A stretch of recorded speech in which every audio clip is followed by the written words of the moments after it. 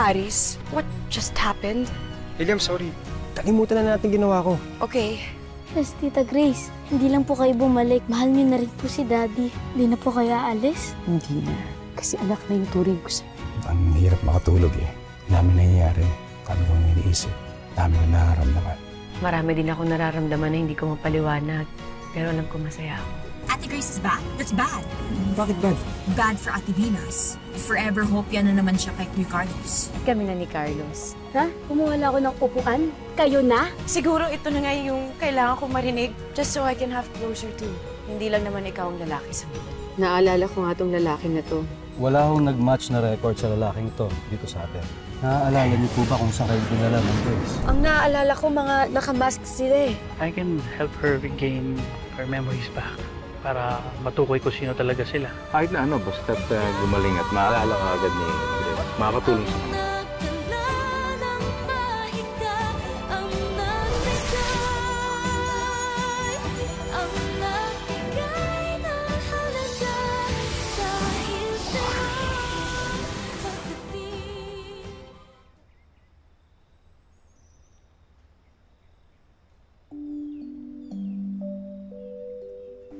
Chef. Carlos, Pare, maraming salamat sa tulong mo sa amin. we're best friends. Alam ko naman na nag-iba na ang tingin mo sa kanya. You love her. And I knew that even before mo ma-realize yan. Kunwari ka pa na ayaw. Pare, ayokong masaktan si Grace. Ayokong masaktan siya ng mga ibang taong mas may intention sa kanya. I'm with you on that, Carl. Kahit naman ako, gusto ko rin mahuli yung mga dumukot sa kanya. Ang tanong, how about the others? Others? I think you know who I'm talking about. Yun ang mga hindi magiging masaya sa inyo ni Grace.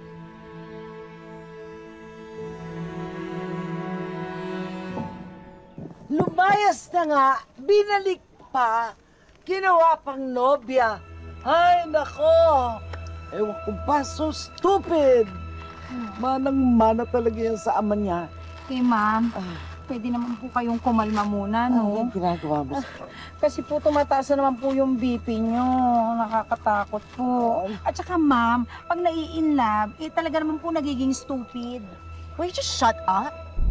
Usapang pamilya to. Nauna ka na, nalusutan ka pa. Tita, anong laban ko sa babaeng yun? Bukod sa magkasama sila sa isang bahay, carbon copy pa siya ni Catherine. So ano ang plano mo ngayon? Gusto kong basagin ang pagmumukha niya. Imagine, hinatid ko na nga siya sa terminal para masolo ko si Carlos. Tapos ang kapal na mukha. Bumalik pa!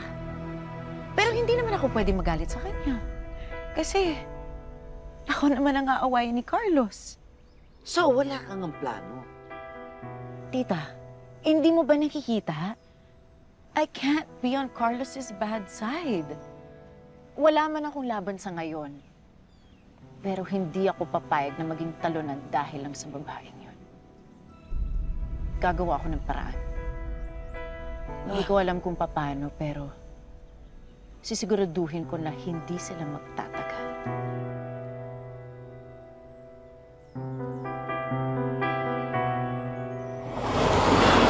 Malapit na raw si Chris Puntik.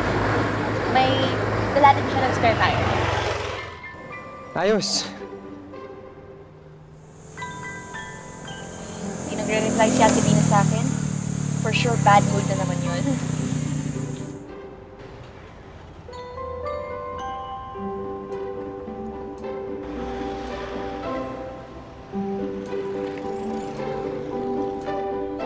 Hailey, sorry kung nahasil ka.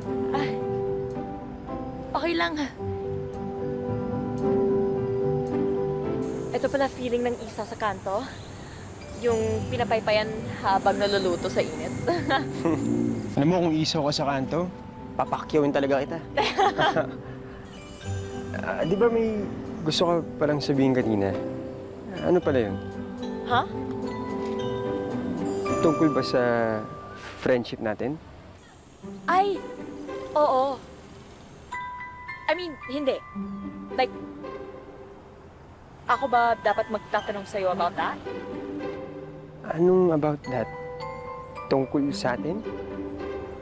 Well, Aris, gusto ko lang kasi malaman kung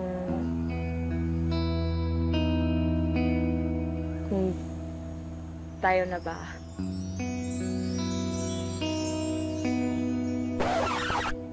Kung tayo na ba magiging next victims ng kidnapping or next target ng kidnapping. Kasi di ba, nahanap na si Ate Grace. So that means there are kidnappers on the loose. Baka naman tayo na yung next target nila. Baka ikaw. Hindi naman ako mukhang mayaman. Kaya nakakapagtaka nga kasi ngayon na nagkaroon ng kidnapping dito. Sino kaya kumuha kay Ma'am Grace, no? No idea. Oh, yun si Kuya Sputnik, oh. Hi, Kuya. Yun. Aris, tara. Ito, teka na. Ay, may handaan pala ngayon sa farm. Dumaan kayo doon. Kasi, return of the comeback ni Ma'am Grace. Oo! Yun. Sama mo girlfriend mo. Kayo na ba? Kayo na yata eh. Ano ba to?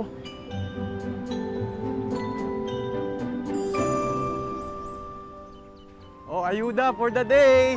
Oh, ayun na pala si Delphine eh. Libre mo ba yan? Aba, mukhang nanalo ka na sa pangit Wish ko lang.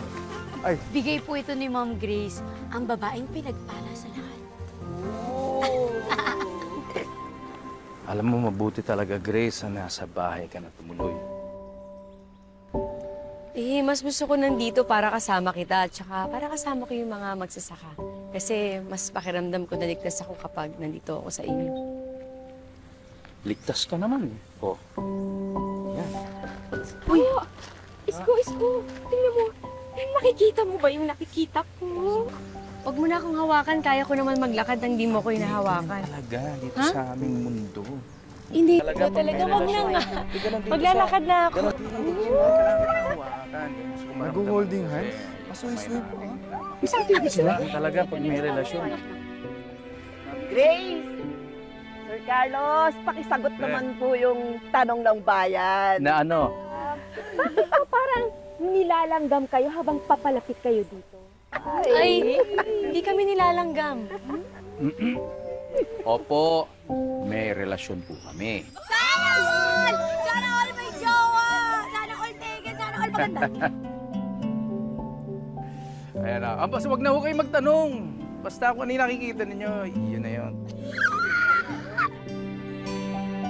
Oh, yeah. Kain na kayo. Kain na tayo. Ganun sila. Gusto ba nila na may relasyon kami ni Carlos? Oo naman. Masayang-masaya sila para sa inyo.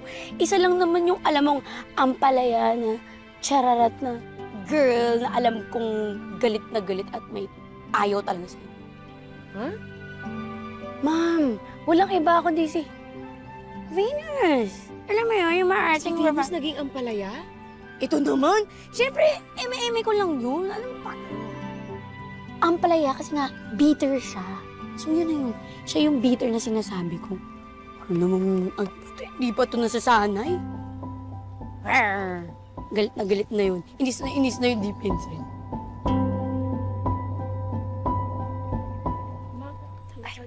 Okay na po. Thank you po.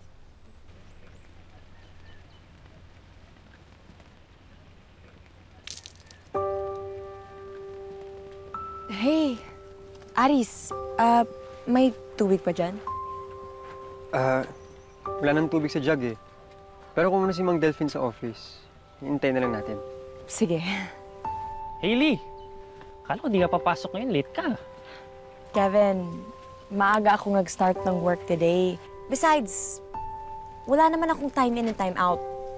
Freelance ang work ko rito, di ba? So, Tol, ano bang sikreto ni Sir Carlos? Ba't napasagot niya agad si Ma'am Grace?